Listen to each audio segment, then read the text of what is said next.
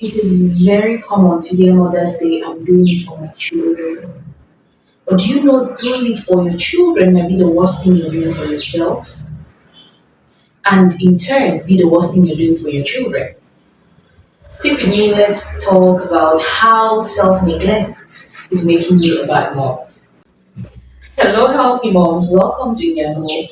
Nyago means mothers, and on this channel, we talk all things motherhood from tips and tricks to hacks to personal experiences to help you become a better mom. We understand that motherhood is challenging, and with the little tips and tricks and advices that we can give, we believe that it can make you an amazing mom, the amazing mom you want to be. So, today, let's talk about self neglect.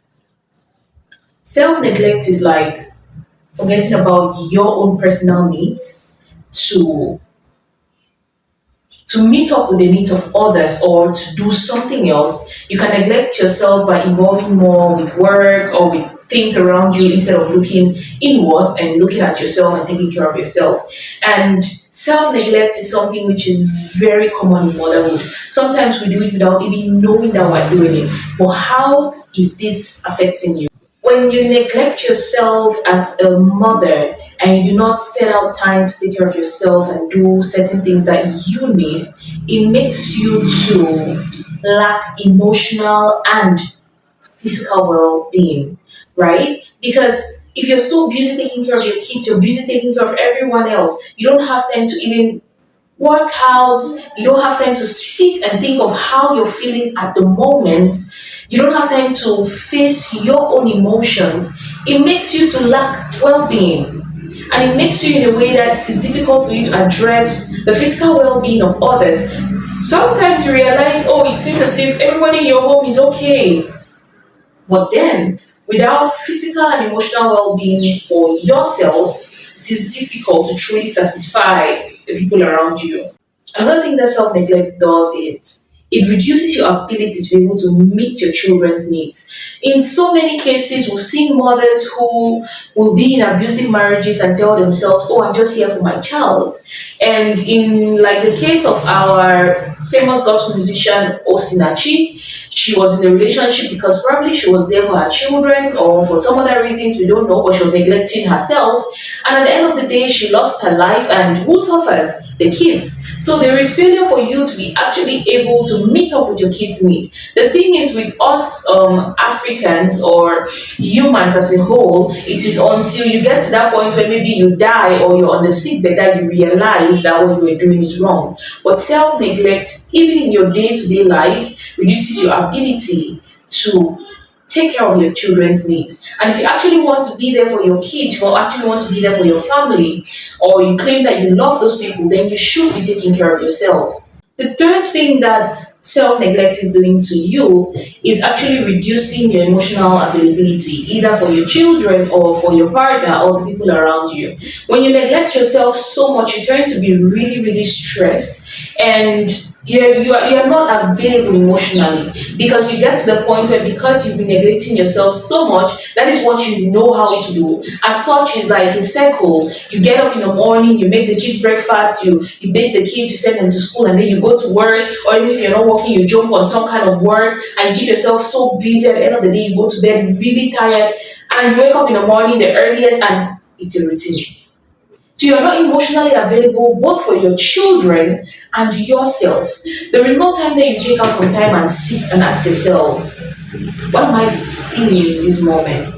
Why am I feeling this way? Right? You're not available.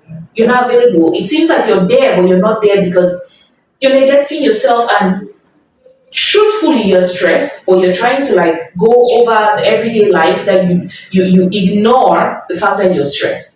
Now, what's the fourth thing that self-neglect does to you that might hinder you being a better mother?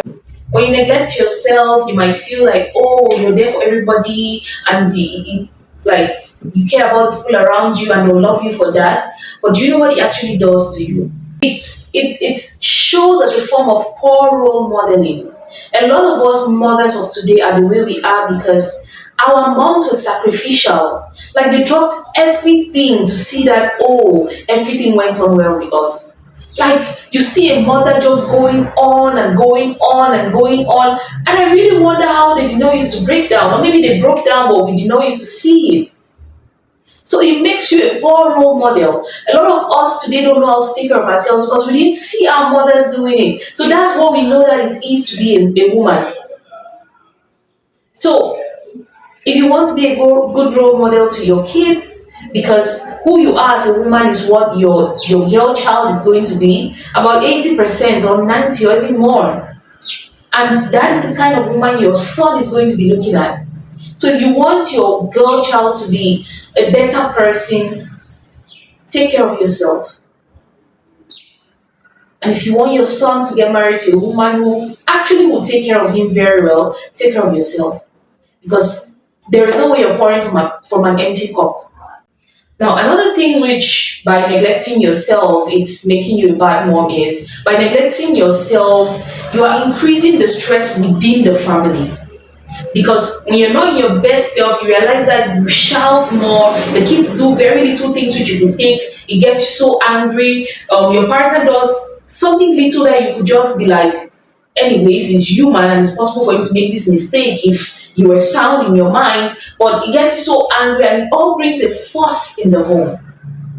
So you need to be taking care of yourself as a mother. It's very important. And self-care is not being selfish. That's what a lot of us think. And even till this day, sometimes when I take out time to take care of myself, while I'm there, I'm so worried about what's going on in the house. I feel like, am I sure that I should be using this money to do this on myself? Am I doing the right thing?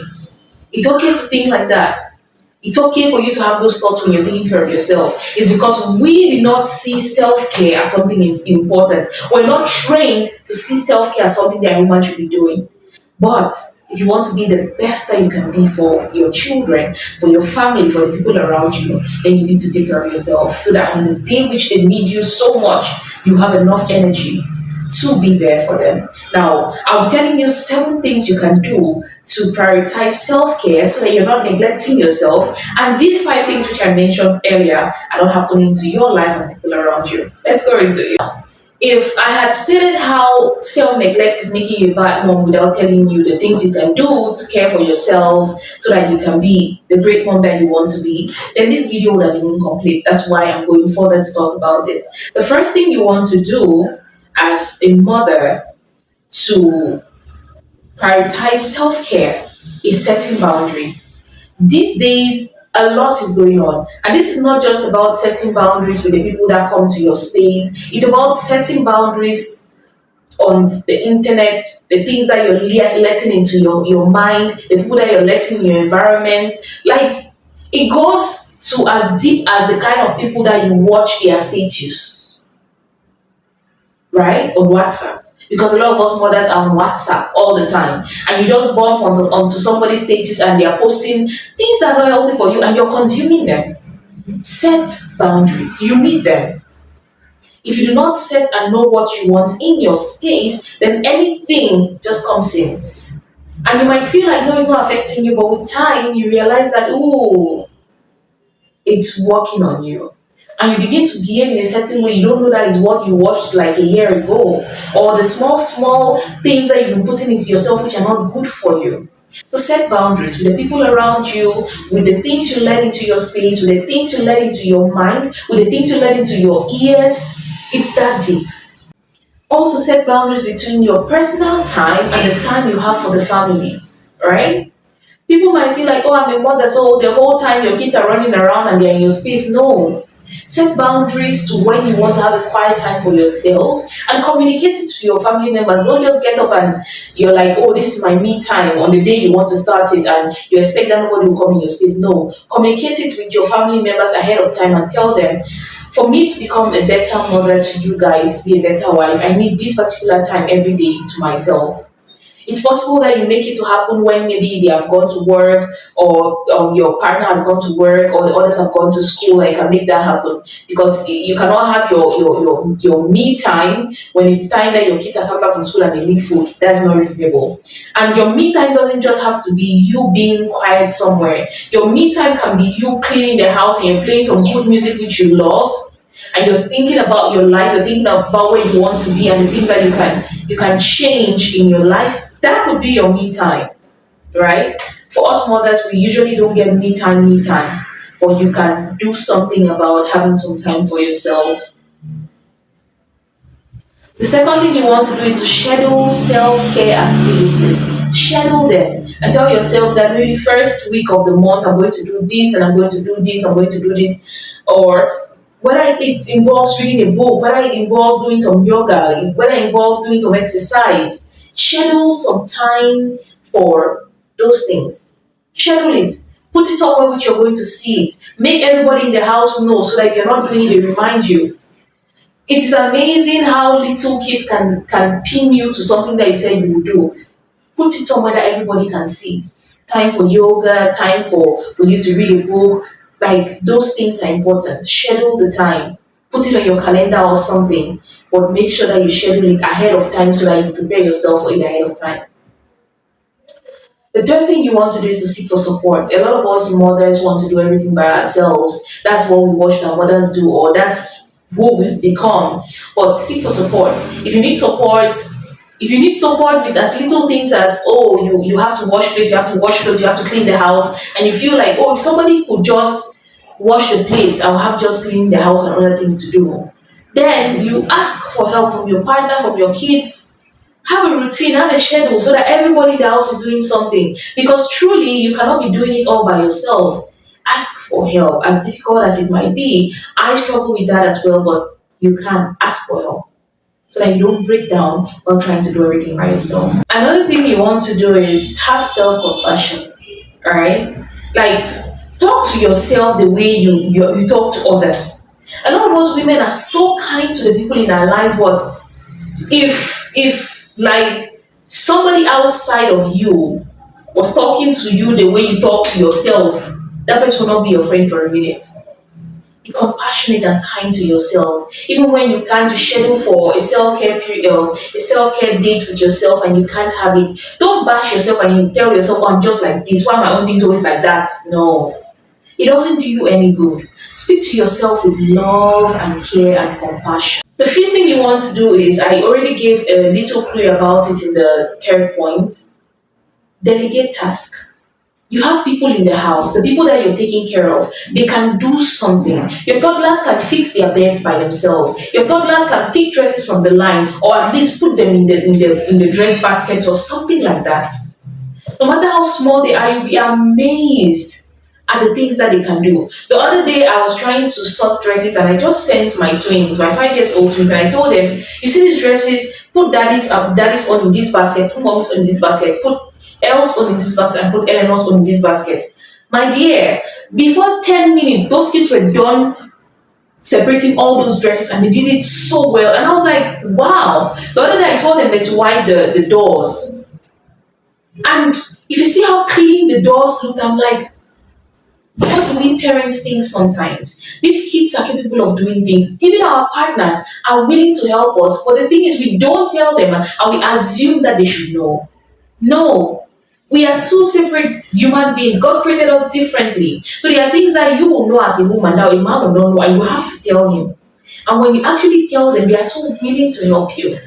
So delegate tasks and make sure that everybody in the house is doing something, as it helps them build their independence for when you are not even there. If you love this video so far, please do well to subscribe so that you don't miss another video like this. Here we prioritize motherhood, and if you're struggling on your motherhood journey, you might not know the little things that you need. And I believe that here, if you're glued to us every Saturday, then you will find something that will help you on that journey. I can assure you that. So click on the subscription button and put on the notification bell so that you get notified each time we post the video. Also, if you like this video, do click on the like button and leave a comment on what you might be struggling with that you want us to talk about next. The sixth thing you want to do is to nurture your interest. A lot of us mothers, from the time we got married and then started having children, we've just forgotten about the things we like to do. My dear, another thing which will stress the hell out of you is when you realize that you're doing everything for everybody else, but then you've forgotten about yourself. In the beginning, it might seem like, oh, because they're happy, I'm happy. But in the long run, because you neglected everything that you love to do, you begin to feel so stressed that you'll not be able to be there for the people that you love. So nurture your self-interest. Do those things that you used to like to do when you were a little girl, or when you were still in your teens, or those things that when you were not married, when you didn't have kids, you used to love to do. If it is makeup, do makeup. If it is dressing in a particular way, dress like that sometimes when you have the chance to. Nurture your interest. Don't throw everything away because you feel there's more responsibility in being a wife and being a mother, because your interests give you a kind of joy which doing these things might not give you. And you will not feel like, oh, I've sacrificed everything for you people and see what you guys are doing to me. No. Nurture your personal interest. And now the last thing you want to do is to practice self-care in small moments. I said this before. You could be cleaning the house. Before I clean, almost every time, I look for a good song that I love and I put it in my ears. And as I'm cleaning, I'm singing because I love to sing. I'm cleaning, I'm singing, I'm cleaning, I'm dancing. Most times I don't do normal workout. Most times I do workout which looks like dance because I love to dance. Right? Do self-care in small moments. Read a good book, even if it's just a day. But you know that you're nurturing your mind, you're caring for your mind. And self care is not just about going to a spa and doing your outward body. Self care is about what you let into your head. Self care is about what you let your body, your eyes see. Yes. Self care is about the kind of people you mingle with. Self care is the kind of places you go to.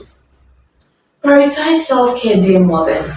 Because if you actually want to be there for the people that you love, you have to be a full cup. And for you to be a full cup, you have to take care of yourself.